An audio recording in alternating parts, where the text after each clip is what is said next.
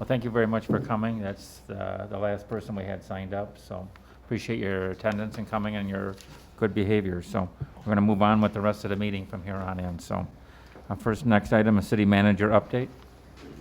Good evening, council members, ladies and gentlemen. Some things to go through in our city manager update this week.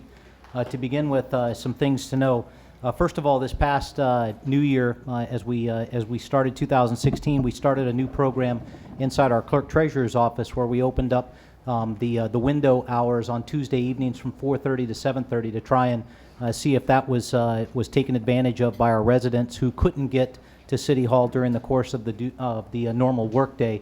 We advertised across multiple forums. Sadly, we only had in the last just over 6 weeks 26 customers that either phoned or walked in, and so due to the lack of response, we're going to stop that program tomorrow night. That will be our last program. We may try it again in the future, but at this time it just doesn't make sense to keep 3 staff on duty for 26 people over a 6-week period.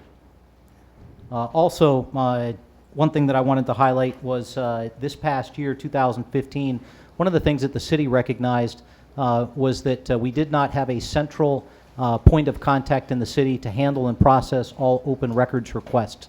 And more importantly, we didn't necessarily have a central repository of our open records request, specifically documenting and cataloging what the request is or was, but more importantly then what we returned to that open records request.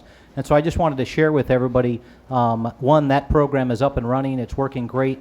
If you call us and ask us if John Smith made an open records request on February 22nd last year, we can pull that up and provide what John Smith's question was. Did John Smith have to provide any money to pay for the records that they were asking for, and then what we provided. And so it's working out great. One of the things that's amazing is that our police department records division processes an enormous number of open records requests. And so I just wanted to share with the public that in the entire city, last year, 2015, we processed 142 open records requests. However, in the PD alone, records division processed 2,806 open records requests. And so if you know anybody who works in the records division at the PD, you need to pat them on the back because they're doing a great job for this community, for the police department, and certainly for the city. But just amazing effort there. And then lastly, if you do have any questions about open records, what the current law is, and what our request mechanism looks like, I encourage you to head to that website listed at the bottom, our city website /open records, and you can get more information about making open records requests. And speaking as far as open government and being transparent for the city, one of the initiatives that I brought into the city when I came here 2 years ago was how do we as a city measure ourselves?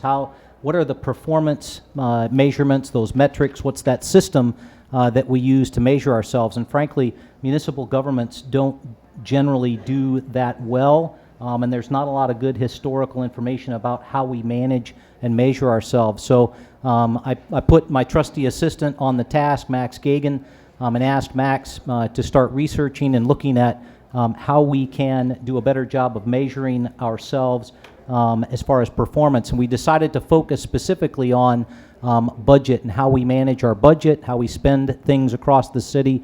And so he's been working with a company called Socrata. They've developed a website that is our way of taking a look at some analytics for our budget and our expenditures program. And from this, we're going to expand this across all of our departments in the coming years. But we're breaking ground here. It's a good news story, and it's another way to be transparent for our citizenry. So Max is going to take us through a quick walkthrough of what open budget and open expenditures looks like. Max? Thank you, Max Gagan, Assistant to the City Manager. So as Mark mentioned, as of today, actually, we're launching 2 websites, our open budget and open expenditure websites. Open budget can be accessed at budget.ci.janesville.wi.us and open expenditures at expenditures.ci.janesville.wi.us.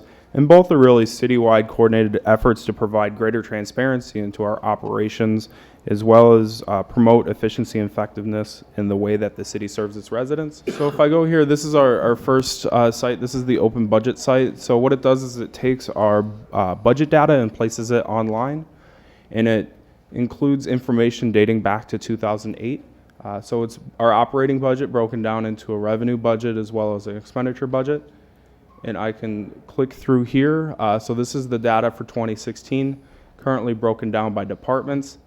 If you go up here, you can change the different fiscal year that you would like to look at, or you can change it by either department, division, program, subprogram, or fund or revenue type. For example, I'll just click fund. So it has our different funding sources. If you hover over, it will provide you the dollar amount that was in the budget for this year, so $45.2 million for our general fund. And you can kind of click further to get more information as to the services we provide. So on the revenue side, I'll click fire, for example, and go to revenue type. So you can see that we have service charges that are about $2.24 million, and we get some federal and state aid. Another cool feature of this is that we can look at these over time as well. So if I click this over time button, I can see the total of the fire department's revenue since 2008, and you can track every year here. So you can see how the revenue has grown. Additionally, you can show what components make up their revenue sources. So if I click here and here, I can see that service charges make up a large chunk of the revenue, and that they've also received state and federal grants in the past year. So it's just a really good way for us to track the budgets for the city departments. So that is on the revenue side. The expenditure side of this is very similar. So again, you can control it by different fiscal year here. It's defaulted to 2016. You can click through as to different funds, departments, divisions. For this example, I'll show you Public Works and Operations. We can see the different programs they offer, how much the city has budgeted for them. For example, I can go to snow removal, and it talks about the different components that make up our snow removal budget. I can look at it by expenditure type as well. So our snow removal program, a large portion is contractual services, and then wages and benefits, supplies and materials, and these all track over time as well. So I can look at it in the same manner. So those are really the main components of the open budget website. And like I said, it does have data going back to 2008. And any data before 2015, it includes actual expenditures as well on the main page. So as it's uploading. So it does track in this darker blue bar is what the actual expenditures versus the budgeted amount, which is nice. On the other site, we have open expenditures, which kind of provides in greater detail into the city's expenditures. So all of the city expenditures, including all payments made to vendors or other obligated parties back to 2008, are included on this website. It features a pretty robust search function. So if you type in snow, it will direct you straight to snow removal. If you type in fire, it will show you different ways you can interact with the fire department's expenditures.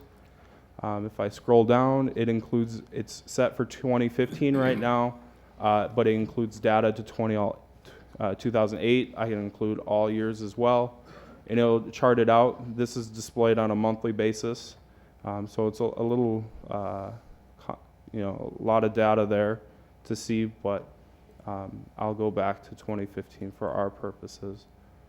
Additionally, there's some cards down here that talk about what the top fund is for the city, top expense, as well as top vendor for whatever fiscal year you select up here. Additionally, you can explore all the spending in the city, again, and this is very similar to how the open budget website looks like. So this is broken down by fund currently. For example, I can click on the general fund, look at it by department. We'll do Public Works again, Operations, and then they have their different areas. You can look at it by vendor. So the operations division, you can see what vendors they work with. We have an NA here, and that represents our payroll. We don't have a vendor identified in our financial system for payroll, so it shows up as NA. But these are the other vendors that the operations division paid in the year 2015. If I go back, I can look at it by expense category again in a little bit more detail. So wages, vehicles and equipment. So if I, example, click vehicles and equipment, it'll bring it into a little bit of a more detailed look. You can look at your payments over time. So this is 2015 data by month, and I can drag here if I want to look at all the fiscal years. By month, I can also change how it's displayed. So by month currently, I can change it to fiscal year and take a look at it as well. So we can track the vehicle and equipment expenses for our operations division by the fiscal year as well. Everything is kept in a tab here, so you can kind of see where you are within the chart of accounts of the city's budget. And it does include, you can go further and break down that expense by division or by vendor as well. So it's a very powerful tool. It's really the first of our open data initiatives to make the city's operations a little bit more transparent. And really the first phase towards implementing our performance dashboard system in the second half of 2016. So this is kind of the first step to transition to implementing that program. But I'd be happy to answer any questions. Okay, thank you very much, Max. Mr. Liebert? Thank you. I think this is a great instrument, and I think it's a great tool to show transparency on how taxpayer money is being spent and on what programs and where our priorities are at. Having almost been here for 6 years now, I know sometimes when it comes to the council side with the budget, you get that thick binder, it's 3 inches thick, and there's a lot in there. Is there any way to use this tool at budget time?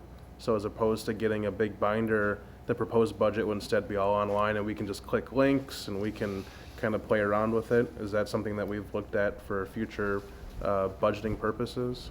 Sure. It's something we could have a discussion with internally, because this is a public website, that we may be able to, once the city manager's proposed budget is developed, we could potentially upload that data into here for 2017, but I would want to make it pretty clear within the instructions, both on the homepage as well as within that these are just preliminary numbers and they're not adopted numbers. But again, the public would see all that as well. So we would just need to caution it if we did it in that manner. But I would agree. I think it's a very presentable format for people to understand the city budget. So I think it could be a tool we could utilize. All right. Thank you. That's it. Okay, Councilmember Tidwell? Thank you, Max. As a paper person, let's just not get too carried away here with presenting this on a computer. And you may have answered my question already, but it's this. If I'm a resident and I say, boy, I could do as well as the council does, let me go to that website, it's interactive, and let me try to balance the budget the way I think it should be balanced. Can people do that? I would say that the website presents the adopted budget data as the city council adopts it. So it doesn't have any of our financial forecasts for the 2017 budget in there. So there isn't necessarily a way for people to balance the budget per se, but at least they can have a little bit of insight as to, what are some of our largest expenditures, what are the various programs we offer, and maybe have a sense as to why we are facing some of the fiscal challenges we do. Thank you. You're welcome. So, Councilmember Farrell? Thank you. Max, obviously being a former accountant, I love this type of stuff. I'll probably spend weekends looking at this. But one of the things a couple questions. We occasionally have budget amendments, not often, but once in a while. Can this system handle that as far as there's a budget amendment Yes, yeah. So if there's a budget amendment, we can upload it into the system pretty easily, and especially because it's a change to one line item, Okay, that would be a relatively minor adjustment. okay, One of the more significant uploads is on the expenditure side. We're going to have it update every month after we close out the previous month. okay. And that's a much larger effort. However, we're in the process of automating that. So Great. that will be done on the expenditure side. So January 2016 data should be in there by the end of February. Right, okay. And the other question I have, I'm not sure, but will we be able to see trends by year?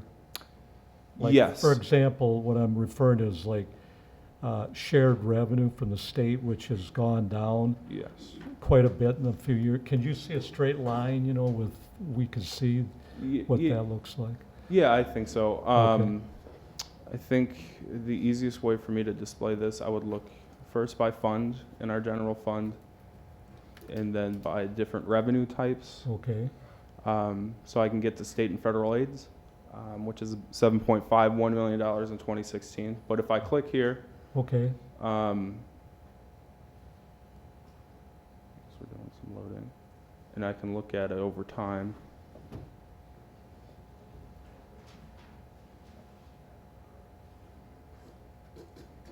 You can see our trend. So in 2008, we were bringing in $8.85 million.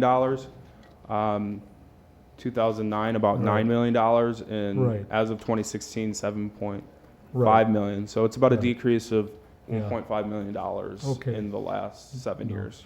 No, that's great. I think this is a real, like you said, a good step towards transparency and people that want to know more about our spending patterns and revenues. I think this is a great tool, so I'm really happy that we have this. I think it will, like I think Council Member Liebert alluded, I think it'd be another tool when we do budgeting. It's another tool that we'll have, so thank you. Thank you. Max, anything else? No, that would be it. All right, nice work. Mr. Freitag, it's back to you. Yeah. Max, if you could get me back to the slide presentation, but I just wanted to say kudos to Max. He's been working this for almost the past year as we've been working through this, and so it's nice to see it go live. And as Max alluded to, now the next step is how do you transition, identifying what measures that you use for each of the departments, and then how do you collect the data, and then how do you measure performance across the city by department, by division, et cetera. And so we got some work to do, but I think we're heading in the right direction. And so moving on, we're going to talk about some upcoming events. First of all, tomorrow at 9 o'clock here at City Hall Council Chambers is the first of our Milwaukee Street two-way conversion community engagement forums. And so again, right here in Council Chambers, 9 a.m. tomorrow. On February 27th, the Sustainable Janesville Committee is sponsoring Sustainable Living Fair. It will be at the Voight Music Center from 10 to 1 p.m., 10 a.m. to 1 p.m. on the 27th, that's Saturday. And then some other things, March 2nd is the second Milwaukee Street two-way conversion community engagement forum. That's an evening event. It will be at 6 to 7 right here in Council Chambers.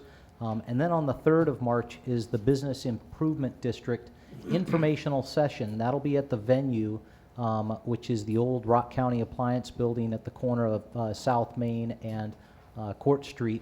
And that's from 5:30 to 7 p.m. And so for anybody who's been monitoring the newspaper and the discussions about the Business Improvement District in the downtown, this is an informational meeting. Encourage everybody to attend that. March 9th, City Council is holding an informal listening session at the Senior Center with Council members Dupree and Gruber, and that's from 10 to 11 a.m. An opportunity for them to go out and talk with the folks at the Senior Center. But I'm sure if anybody else wants to attend, they're welcome to have a conversation with the council members. And then March 15th to 16th, if you saw this weekend, there was an article in the Gazette about the long-range transportation plan.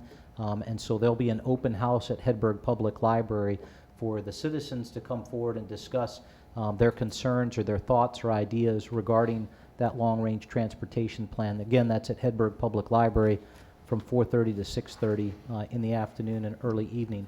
I encourage everybody to stay connected to the city of Janesville. Lots of things going on, as always. First of all, February is our JATV episode at Park Place Views, and that's an economic development update that will run through the rest of February. You can visit us on our website, get information. You can sign up for email blasts and have that have information pushed out to you by going to our website/email lists and signing up for that program. You can like us on Facebook, follow us on Twitter, receive emergency alerts from the JPD on Nixle, or you can always come visit us or give us a call at 755-3000. That'll ring at the central switch, or you can call the city manager's office at 755-3177. And so pending any questions, that's all I have this evening. Any questions? Mr. Bob-Zine. Thank you. I've got two questions. Are any of the engagement forums, the Milwaukee Street two-way conversion engagement forums, are they televised by JATV? They are not scheduled to be televised currently. Okay. All right. Thank you. Then my next question is about the 2,800 police department open records requests. What is driving those? I mean, 2,800 open records requests over 365 days is enormous. I mean, what is Yeah, the reason? I'm going to invite Chief Moore to come give you a little snapshot into his world, but I think Yeah. one of the things, Chief sent us a note one day, and he sent us a picture of one open records request, and it was a stack of papers about that much, where there was a case file or something that needed to be responded to and asked for, and so he provided that. But I'll let Chief give you some more details. Good evening, Council. David Moore, Police Chief. It really varies. People may be interested in reports that involve themselves. Could it be reports that involve their neighbors? It could be landlords doing due diligence to check tenants for properties. Defense attorneys wanting paperwork for their clients. So it varies greatly. It's surprising just how many documents that we provide. But it's not just the sheer number. Each one of those documents need to be vetted, that there is not any critical or improper information that is released, or protected information that is released. So it's very time consuming for our record staff to do this. And the next thing that I am concerned about is that we have all of our officers out there with the body cameras.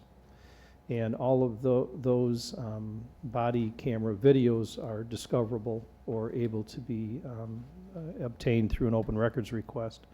And again, that's another level of information that we need to search for and redact, because if there are juveniles involved or medical information involved in that video, then we need to redact that and make sure that we're not releasing the improper information. So it's a growing industry, to stay the same, but say the least anyway. But it takes a lot of our staff time to work on it. Thanks, Chief. That brings up another question. How long do you keep the tape or information from those body cameras? 90 days. 90 or 120? 120 on the body camera video. But if it is evidence of a crime, we keep that up for 7 years. Thank you. Appreciate all the hard work. Okay, Appreciate it. Good. Thank you. Anyone else? Excuse me, Chief, Dave? are we approaching the point where you'll be able to do some of that electronically rather than print everything out? Much of it is done electronically. We do email it out, so yes, we are into that arena. Some people still prefer the hard copy. So yes, we were able to do both. Good. I was imagining the numbers of sheets of paper. Yes. Thank you. Any other questions? Thank you very much, Chief and City Manager.